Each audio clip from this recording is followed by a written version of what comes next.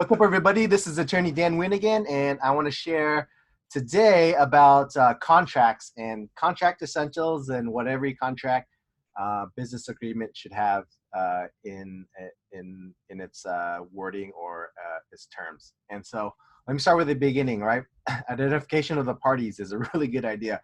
Obviously, this kind of goes overlooked. I've seen really bad contracts done by people who aren't trained in drafting contracts, and it doesn't identify the parties clearly. One of them did say like an individual DBA LLC. No, that's not right.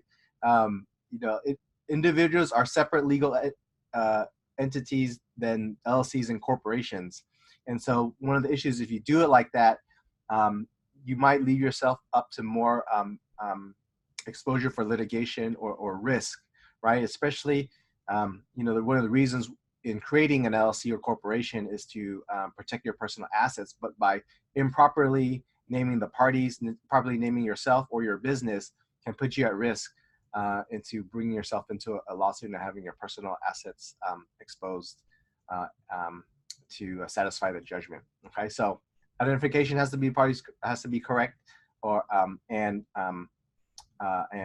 clearly named and correctly named.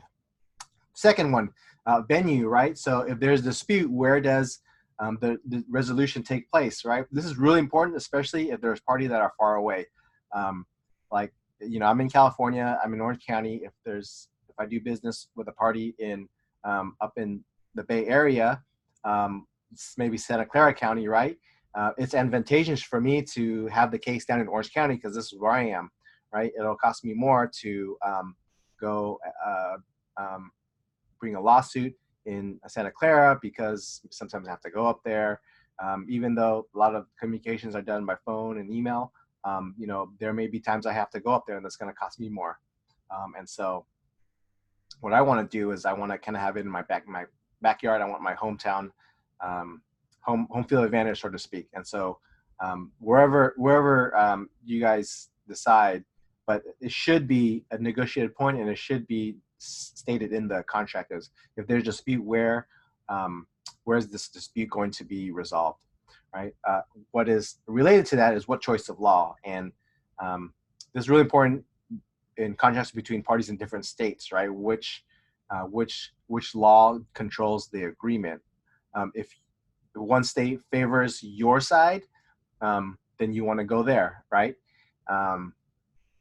Obviously, if the both parties in the same state, it doesn't, typically they'll use that state. One of the things is really kind of particular here is you can choose a venue. So you can choose, say, California as your venue, but choose the law of a different state. So like Delaware. So I have clients who do this. They're based in California. Their principal place of business is California, but they incorporate in Delaware, and Delaware has favorable laws to them. And so they want to apply Delaware law to certain agreements, right? So that's not unusual to do. But choice of law is important. Which state's law applies, so that there's no confusion. Right? Changes. Oftentimes, there's changes in the agreements. The relationships change. How do you document these changes? Is there a written agreement by both parties? Is email sufficient? Is conduct by both parties sufficient to authorize the change? What you want to do is, the kind of standard procedures, written document, or for any changes, both sides must sign off on the changes, right? It can be easy as, hey, so-and-so, these are the changes made. Do you agree? Just reply yes, right? And that can act as evidence of a written change, right? Attorney's fees clause. This is really important for your agreement to have some teeth, right? So what happens is if you are forced to bring a lawsuit to enforce the agreement, the terms of the agreement, say like you're not paid, right? An attorney's fees clause gives it a little bit more teeth, because now whoever loses, and obviously you're bringing the suit, so you're looking to win, and if the other side loses, they pay your attorney's fees. You might have to pay out of pocket, but you can get attorney's fees back, right?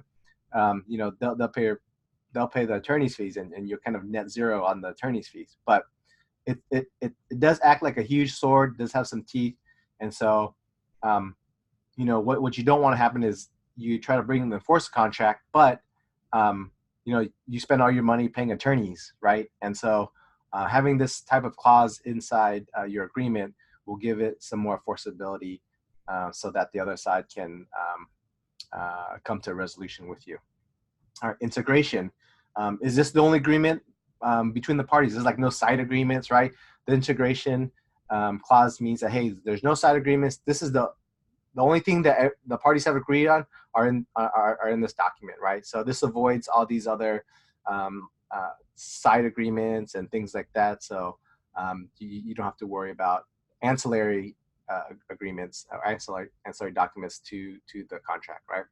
Severability can, if one term or clause is deemed unenforceable, that the other remaining that the remaining contract is still enforceable. So you don't want to toss up the whole thing, right? Just say, all right, this part we can't enforce it. The remaining agreement is still enforceable. And terms, how long is this contract for? Is it definite, month to month, 1 year, 2 year, 3 year, 36 months, 12 months? I think it's important to stay how long it is. If it's open-ended, how can the parties terminate as well? Okay. All right. So these are just eight things that I think every business agreement should have. This is not exhaustive, but it should give you a good start when you're reviewing your agreements. What they should have. So this is Dan. Hope this has been helpful about contracts, what every business agreement should have. And I'll talk to you later. Bye.